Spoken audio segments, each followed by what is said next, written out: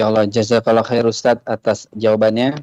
Semoga dapat difahami oleh yang sang penanya. Berikutnya masih via WA ya Ustadz, pertanyaannya. Bismillahirrahmanirrahim. Assalamualaikum Ustadz. Semoga antum dan keluarga selalu Allah berkahi. Amin. Ustadz, mohon nasihatnya. Kami memiliki pemimpin yang cerdas dan pintar di tempat kami bekerja. Namun jika berbicara, lisannya tajam dan sering menyayat hati kami, merendahkan orang lain dan mengumbar kesalahan mereka.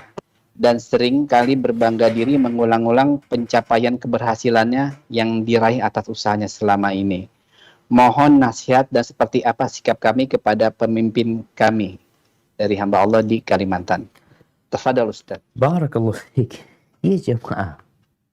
Kalau pemimpin disuruh sabar ya, anak buah juga perlu sabar menghadapi pemimpin yang seperti itu. Kita kan bicara tentang pemimpin yang ideal, pemimpin idaman. Tapi kalau ternyata nggak dapat kayak gitu, ya perlu bersabar. Kata Nabi SAW, nanti akan ada pemimpin-pemimpin yang meminta haknya dan tidak melaksanakan kewajiban. Para sahabat bertanya, ya Rasulullah, apa tugas kita pada waktu itu?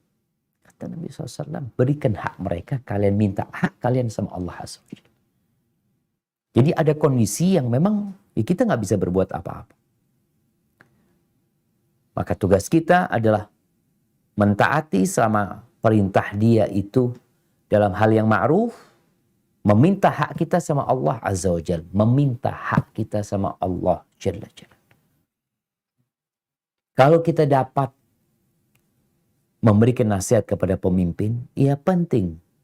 Artinya, watawasau bil haq, watawasau bis sabr, itu tetap dilakukan antara anak buah sama pemimpin, anak buah sama atasan. Itu tetap dilakukan walaupun caranya berbeda. Kalau atasan, tadi kita sampaikan, dia punya power, dia bisa panggil, dia bisa kasih hukuman. Tapi kalau anak buah kan nggak bisa seperti itu. Maka selain tadi dia bersabar, dia tetap beramar ma'ruf dan bernahi munkar. Ada pemimpin-pemimpin yang masalahnya di awal yang tadi kita sebutkan. Awal kriteria itu hatinya harus bersih. Hatinya harus selamat. Kalau hatinya memikirkan tadi dia berbangga diri dengan pencapaian dia. Pencapaian itu pencapaian tim. Itu yang kadang-kala pemimpin lupa. Bukan pencapaian pribadi dia. Emangnya dia kerja sendirian. Coba anak buahnya semua berhenti. Dia suruh kerjain tuh semuanya. Dia akan tahu diri. Tapi memang karena masalahnya masalah di hati, sekarang bagaimana anak buah ini berusaha memperbaiki pemimpinnya. Karena kesian. Kesian apa? Boleh jadi ketika dia menyebarkan kesalahan anak buahnya, ya Allah akan membongkar kesalahan dia nanti. Ketika dia mencaci maki, menjelek-jelekkan, lisannya pedas seperti itu, kita ingat dengan cerita seorang sahabat kepada Nabi SAW tentang seorang wanita yang sholat malam, yang rajin puasa, yang suka sedekah, tapi pedas ngomongnya. Kata Nabi SAW, suka menyakiti tetangganya. Kata Nabi SAW, la khaira fiha hiya finnar. Ada baiknya itu orang neraka.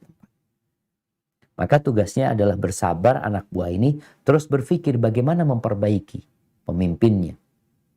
Boleh jadi dengan mengadakan kajian, boleh jadi dengan bikin ya acara kita ziarah kubur lah. Yang termasuk disunnahkan untuk melembutkan hati. Atau kita cari orang yang di atas dia yang dapat memberikan nasihat. Karena kita bersaudara walaupun dalam perusahaan tersebut umpamanya ya dia di atas, tapi kita tahu ada mungkin orang-orang yang lebih tinggi dari dia yang dapat memberikan nasihat kepada dia sambil didoakan. Semoga Allah memberikan petunjuk kepadanya. Barakallahu fiik. Nah. Jazakallah khair Ustadz atas jawabannya. Semoga dapat dipahami oleh sang penanya.